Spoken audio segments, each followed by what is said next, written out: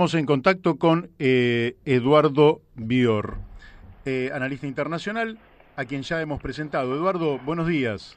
Hola, buenos días. Un gran abrazo para todas las amigas y amigos de la radio. Bueno, muchísimas gracias, muy amable.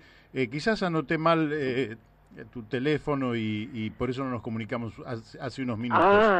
Me llamó la atención, sí. Sí, pero bueno, fue un error técnico que tendría que revisar yo, pero ahora vamos al grano, que es algo que nos preocupa porque se había anunciado para el día 1 de julio una avanzada del Estado israelí sobre las tierras de Cisjordania, donde evidentemente la población histórica y mayoritaria es palestina.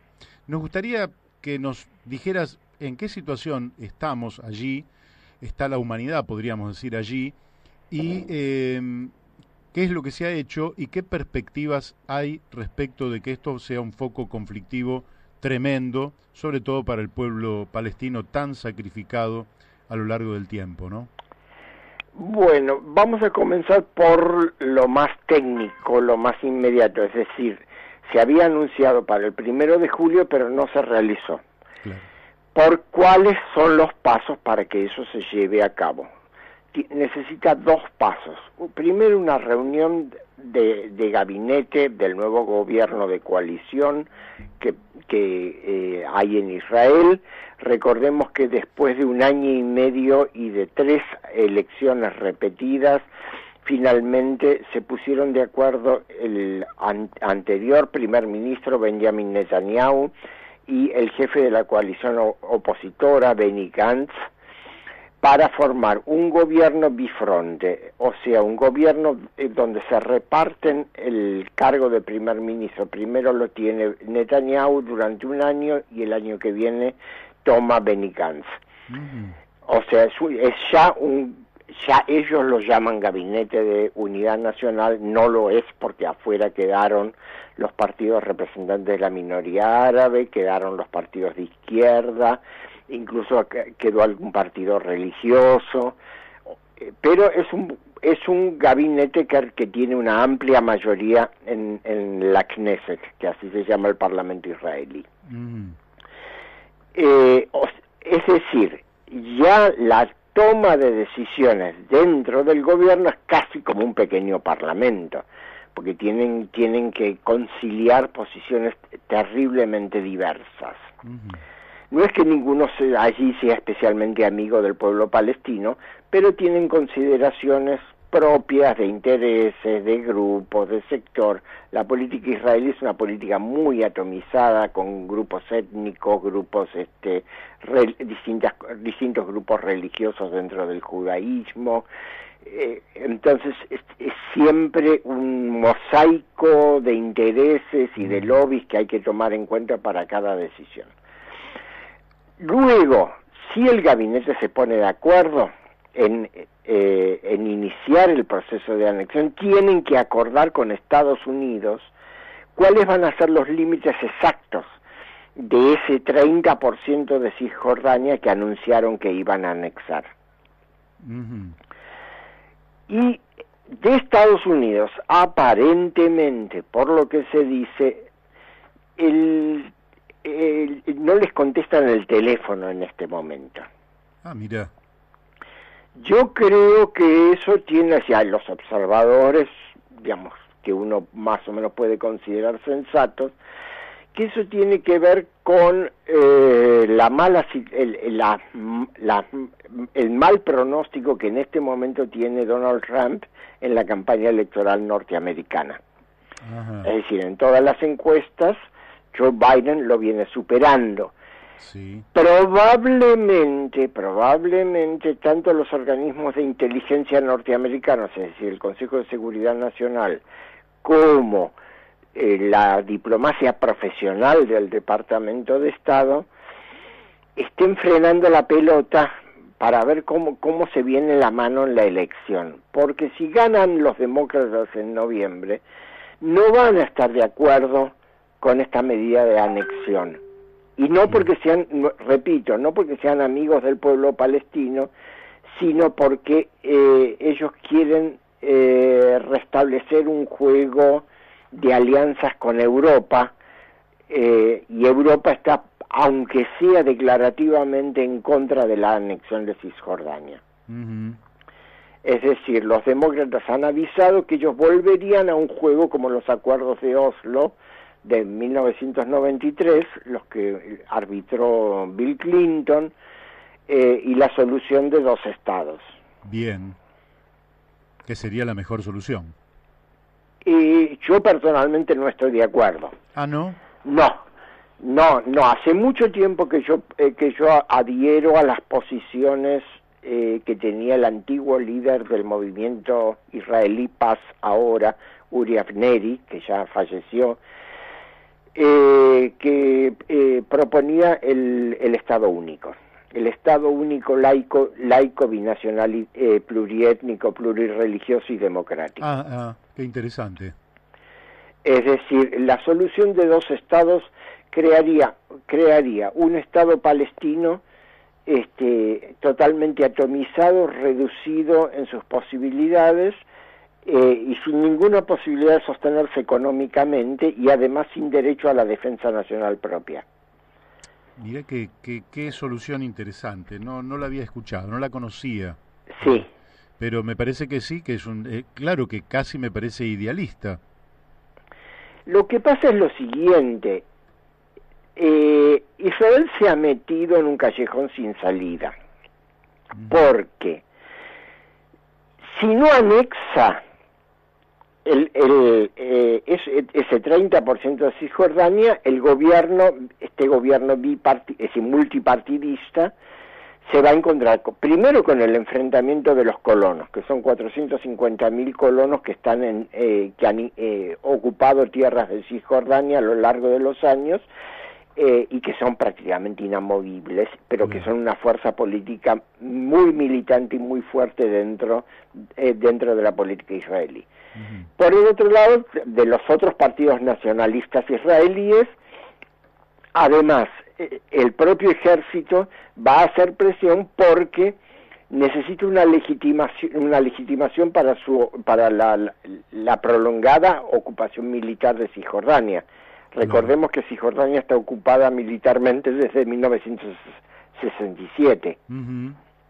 Entonces, el ejército necesita una legitimación. No van a abandonar Cisjordania. Ellos no la quieren abandonar por la simple razón de que para el sionismo, para todo el sionismo, no importa de izquierda o de derecha, en realidad las fronteras históricas de Israel llegan hasta el río Jordán. Sí.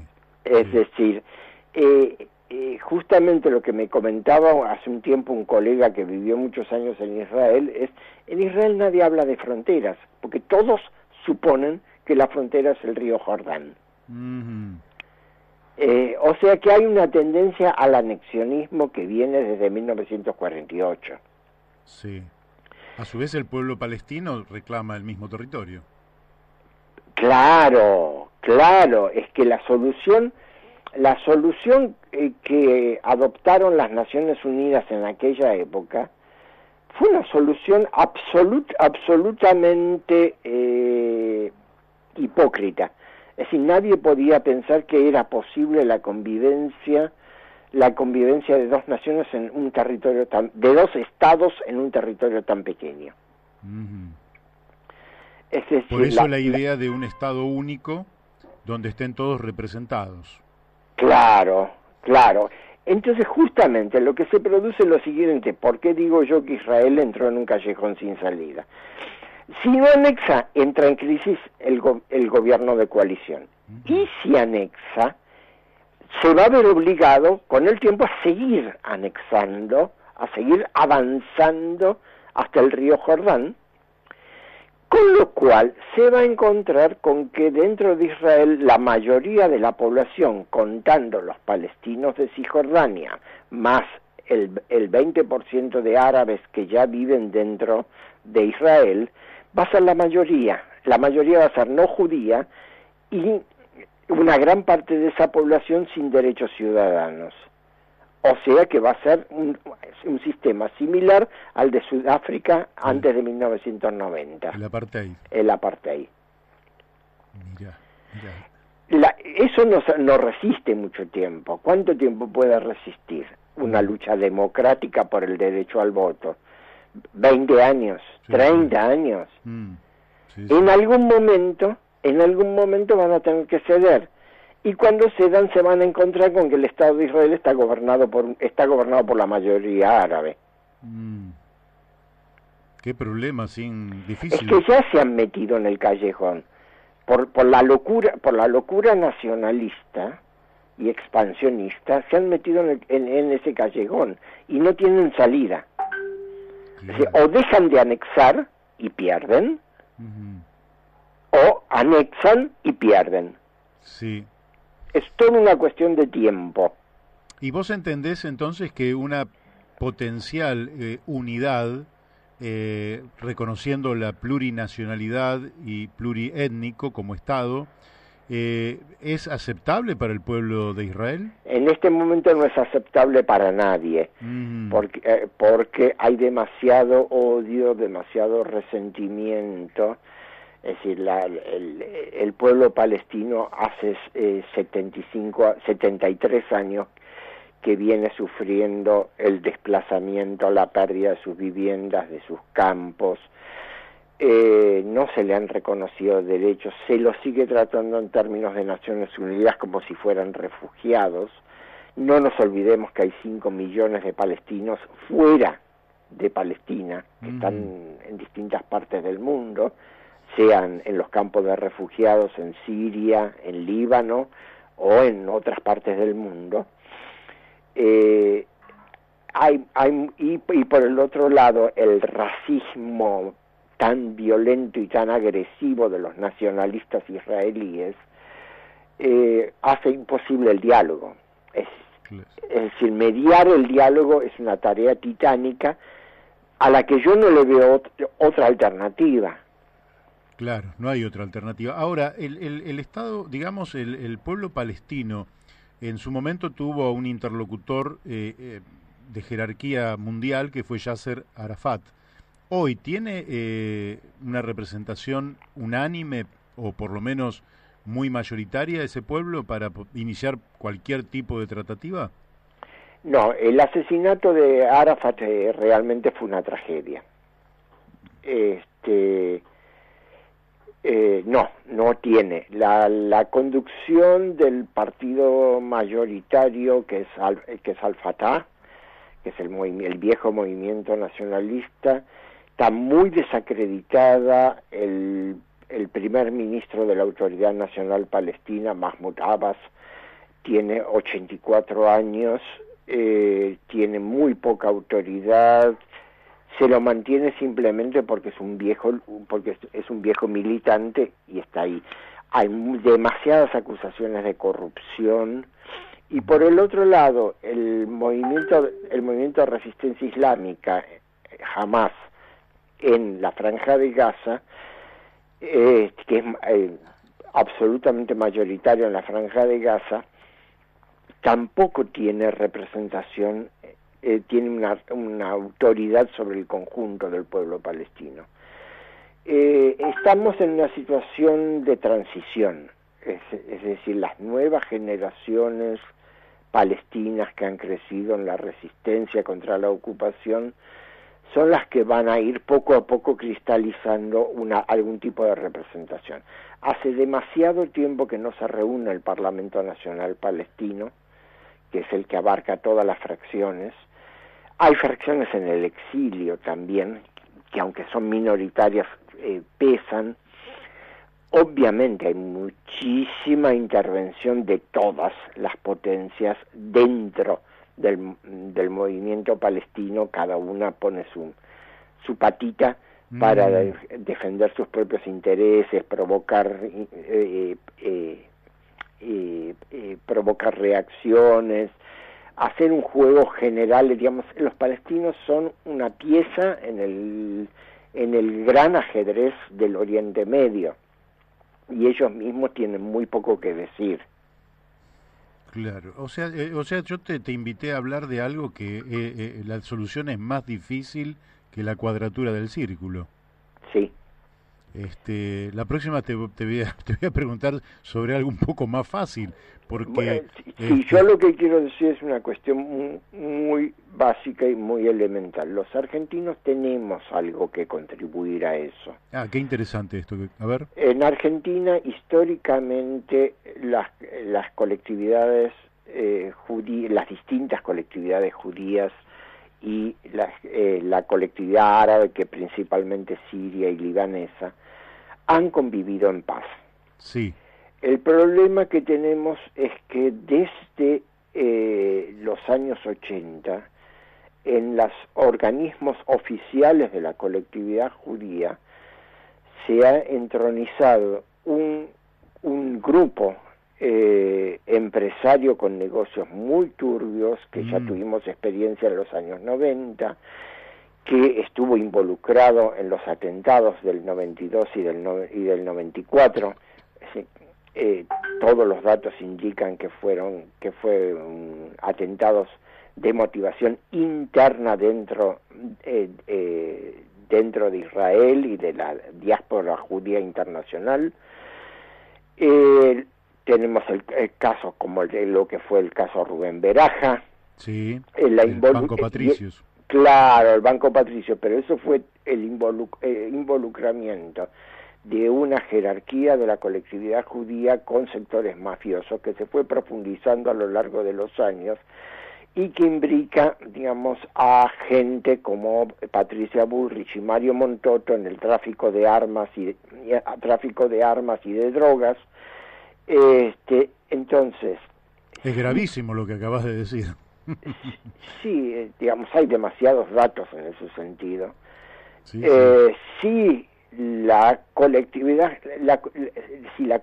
judía está en condiciones de desprenderse de esas direcciones mafiosas y volver a su espíritu, digamos, de asentamiento, de ser argentino y judío, judío y argentino, en la mejor tradición argentina de la incorporación y la articulación entre colectividades del más distinto origen, entonces puede iniciarse desde Argentina un proceso de diálogo plurireligioso, pluriétnico, plurinacional, que va a tener influencia en Israel y Palestina. Nosotros no tenemos tanta población palestina, Chile tiene más, pero de todas maneras, si se estableciera un proceso de diálogo y se fomentara un proceso de diálogo entre las colectividades, tendría una influencia muy positiva en Oriente Medio. ¿Nuestra Cancillería tiene un papel activo en esta dirección que estás mencionando vos? A ver, estamos con demasiados problemas externos como para que Cancillería se meta además en los problemas de Oriente Medio. Cuando Alberto Fernández viajó a Israel, digamos, tuvo una función, ese viaje, primordialmente de apaciguamiento, de decir, bueno, aquí ya no está más la Mossad en el gobierno como estaba en el gobierno anterior, pero no vamos a generar ningún conflicto con Israel. No nos olvidemos la importancia que tienen los lobbies pro-israelíes en Estados Unidos, y la importancia que tienen sobre los fondos de inversión con los cuales tenemos que renegociar la deuda externa. Entonces fue echar aceite sobre el mar. Más que eso no se hizo y por ahora no se puede hacer. Y te pregunto por el Papa Francisco, ¿tiene una tarea en esa región? ¿O la está realizando ampliamente, allá y acá. Permanentemente, hace muchos años, cuando todavía era Jorge Bergoglio, el que era el arzobispo de Buenos Aires y primado, viene realizando lo que se llama el diálogo abramánico, o sea, el diálogo de las tres confesiones del libro, cristianos, judíos y musulmanes. Es decir, Además, en lo concreto, en Palestina, es el Papa ha respaldado mucho la acción de los franciscanos, que son los que tienen la administración de los lugares santos, sobre todo en Betlem. Ujú.